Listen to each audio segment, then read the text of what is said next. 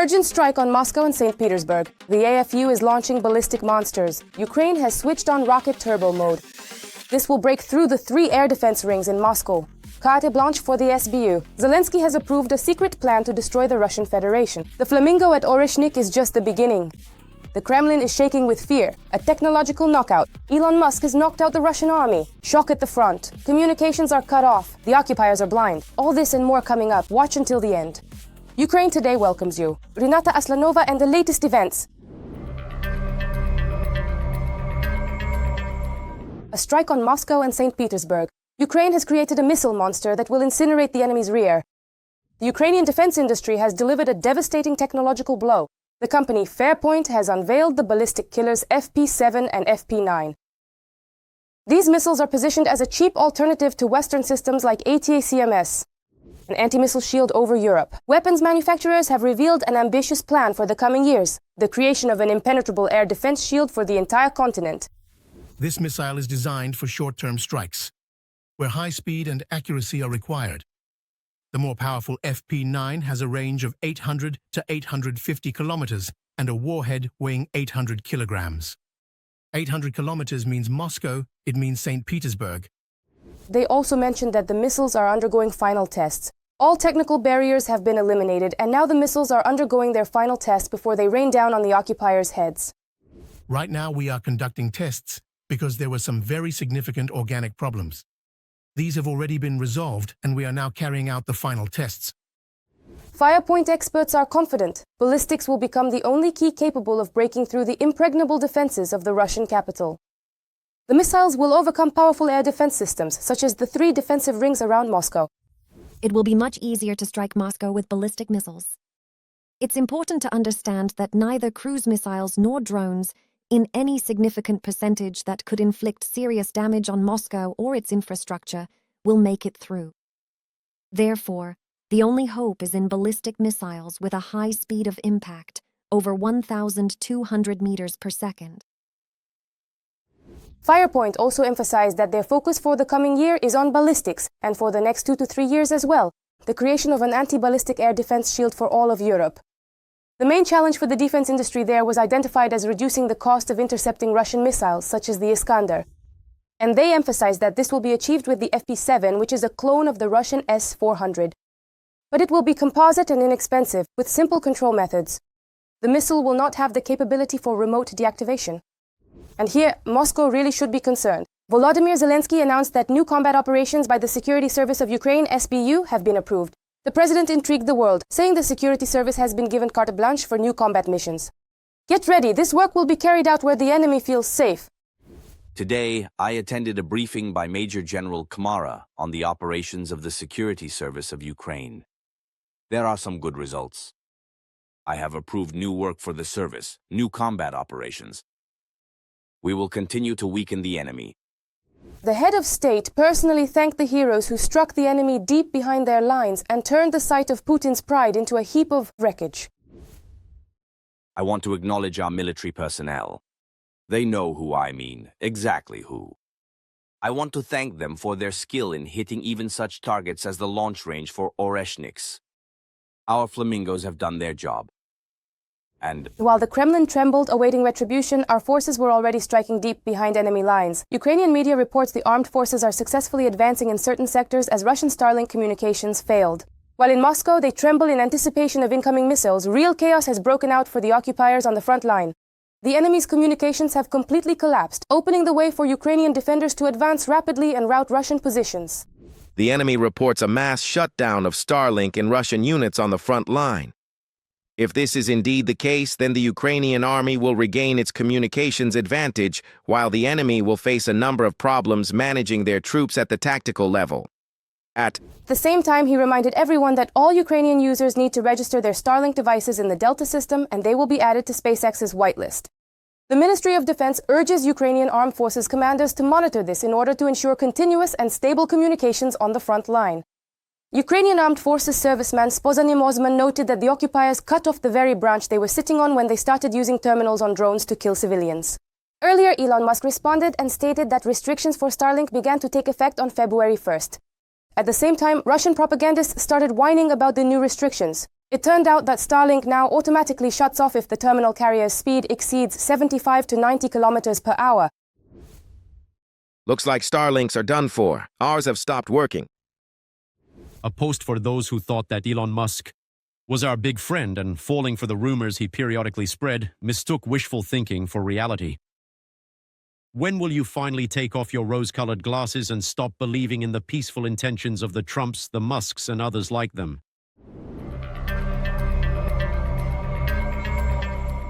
Ukraine has turned on maximum power, the EU is preparing a weapons bomb, agreements are almost in the bag, and Ukraine's defense is reaching a new level. And at the front, there's a route near Kupiansk, Russians are caught in a trap, and the ISO has carried out a flawless operation. What is happening right now and how it is changing the course of the war, all the most explosive details coming up. In the European Union, a €90 billion loan has been approved to support Ukraine's overall budget and its defense needs. Today we have approved a decision to provide Ukraine with €90 billion for the next 2 years. We will urgently provide a loan secured by the budget of the European Union. This will allow Ukraine to meet its immediate financial needs, and they will only have to repay this loan after Russia pays reparations. All of this, of course, is an undisguised plan to carry out a foreign military intervention. That's exactly what it should be called. For us, this is absolutely unacceptable. Russia will seek to resolve this issue by military or political means. The battle for Kupiansk has, without exaggeration, become the most successful operation by Ukrainian forces in the past year. The clearing of the city is ongoing. Up to 50 occupiers are surrounded. In Kupiansk itself, the operation continues. The enclave is clearly defined, its boundaries are understood. It is completely surrounded by our troops, and the systematic clearing of the Russian occupiers in this part of the city continues. The rest of Kupiansk is under our full control. There is no sound of shelling there. The situation in the city is calm and under control, thanks to the efforts of Ukraine's defense forces. And all this is happening against the backdrop of Putin and his generals repeatedly claiming, quote-unquote, the heroic liberation of Kupiansk. The units of the Zapad group have liberated the city of Kupiansk, and they continue to destroy the formations of the armed forces of Ukraine, which are surrounded on the left bank of the Oskil River. In the Kupiansk direction, assault units of the 68th Motorized Division of the 6th Army have completed the liberation of the city of Kupiansk. So that's it, it's all finished. That's correct. The city is under our control, and isolated small scattered enemy groups are being eliminated. And besides everything else, let me remind you that on the left bank of the river, an enemy group numbering 15 battalions has been blocked. In the Kharkiv region, as is known, has come under our control. Several weeks ago, the city of Kupiansk came under our control. Our troops are there. Putin controls the city and is not advancing westward for now. We will move the troops westward. We have taken control of the strategically important city of Kupiansk, which the enemy is unsuccessfully trying to reclaim. Putin has nothing to boast about on the battlefield so far, so he has to continue negotiations in Abu Dhabi and make some concessions. Or at least pretend to. The agreement on the territories is still being discussed. The work on security guarantees is almost complete. The prosperity agreement is nearing completion. I think that the people of Ukraine are now full of hope that we will soon reach a proper agreement.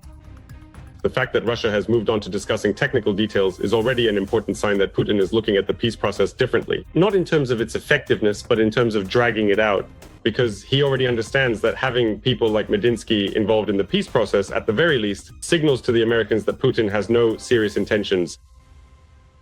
They understand perfectly well that a clown cannot resolve issues of war and peace. Then he sends serious people there, like a general, so to speak. And if you add to this the news about the possible transfer of Tomahawks and the disconnection of Starlink for Russians, you can conclude that despite the abnormal frosts and attacks on the energy sector, Ukraine is literally crushing the Russians on all fronts.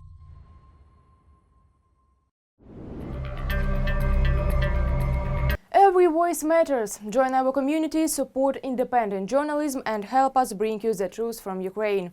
Become a member of Ukraine Today. Join us now. 1 million corpses. This is just the beginning. Peskov is panicking and hiding the suitcase. The scandal over Russia's losses has exploded online. The Kremlin is trembling with fear. The truth has broken through to the surface, and the numbers are simply shocking. All the details are in the report. Russians should rely on information from the Ministry of Defense when assessing the losses of the Russian army in Ukraine, said President Putin's press secretary Dmitry Peskov. Peskov's statement followed the release of a study by the American Center for Strategic and International Studies, according to which Russia has lost the following in the war against Ukraine: almost 1.2 million people. If you look closely at various indirect indicators, such as the sheer number of freshly dug graves in local cemeteries and so on, it becomes increasingly and painfully clear that the losses are very large indeed. And the officially estimated casualty figures could very well be just that. The Russian Ministry of Defense itself has not reported statistics on its losses in the war with Ukraine for a long time. The reality of the situation is that Russia quite deliberately, of course, refrains from maintaining any official records, and absolutely no statistical data is ever made public at all.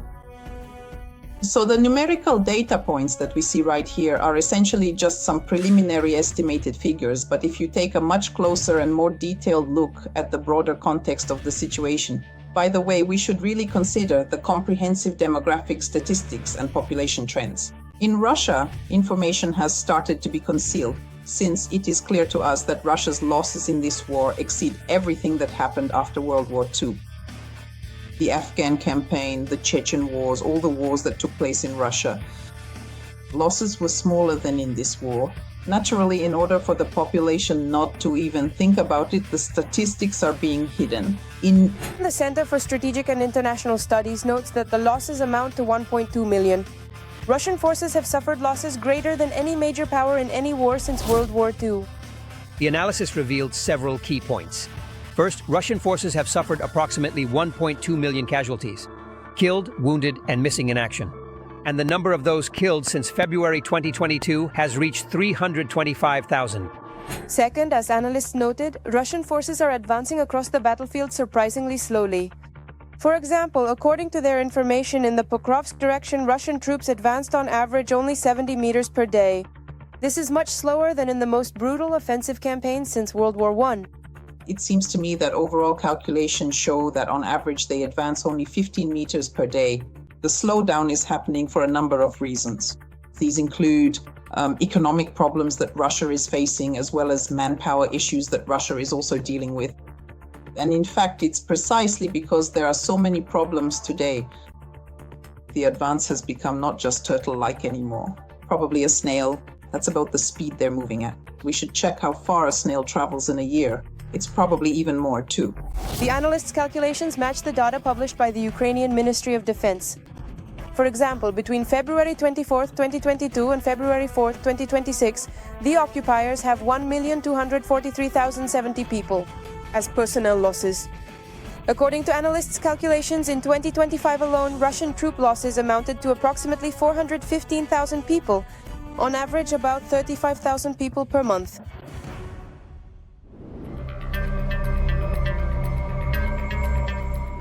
A sensation from the USA. Tomahawks aimed at Moscow. The US is preparing a strike from which the Kremlin won't recover. Lindsey Graham is demanding to give Kyiv the main trump card. The time for persuasion is over. Now it's time for brute force. Will the White House dare to take this fatal step for Moscow? Watch. American Republican Senator Lindsey Graham has called on Trump to finally send missiles to Ukraine, Tomahawks.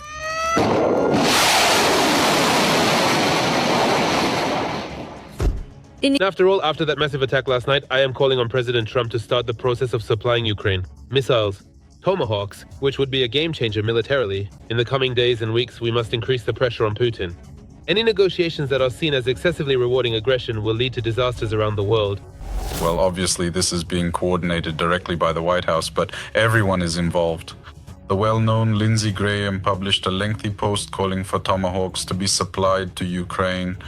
This doesn't mean that Tomahawks will actually be provided, but it's one way to show that Washington is dissatisfied.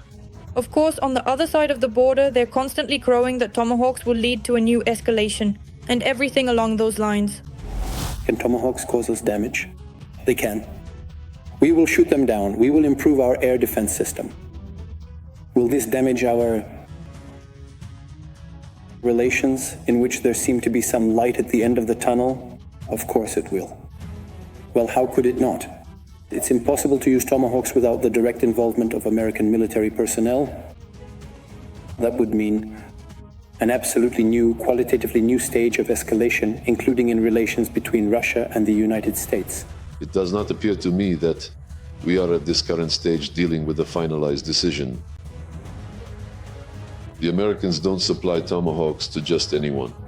If they believe that Ukraine is a responsible state that will use them responsibly, that would be surprising to me. Naturally, all of this is just empty talk, and American missiles really could help finally push Putin toward peace. Not once have they taken the issue of ensuring peace or making any steps toward it seriously. It was never genuine. It was all just for show. But if Trump really did provide missiles in significant numbers, the same Tomahawks, just like some European allies, and if they were used to strike Moscow at a certain moment, I assure you, that would be a completely different conversation. At the same time, Trump himself keeps wavering, from statements that he'll soon provide Tomahawks to a categorical no. Yes, I've almost made up my mind if I think about it. I want to know what they're going to do with them, where they'll send them. I think I'll have to ask that question. We'll see, but at the same time, I don't want an escalation. We need Tomahawks for the United States as well. We have a lot of them, but we need them. I mean, we can't deplete our own country's stockpiles. They are very powerful, important, they're very good, but they're important for us too. But perhaps, for example, a strike on Ukraine's energy infrastructure and abnormal cold could influence the President of the United States, right at the moment when he was announcing agreements with Putin.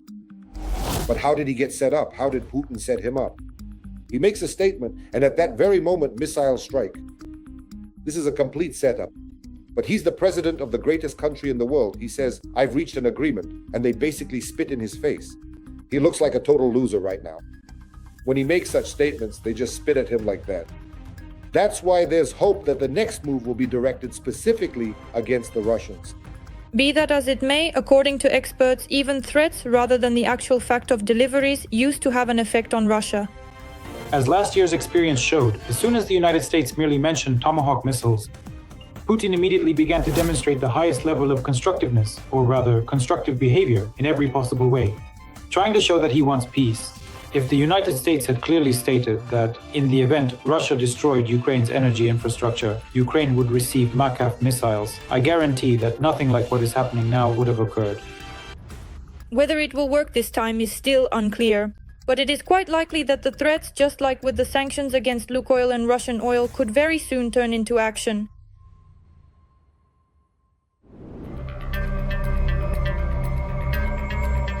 And what do you think about the latest events? Share your doubts in the comments, like the video, and stay up to date with the main news. There's more to come.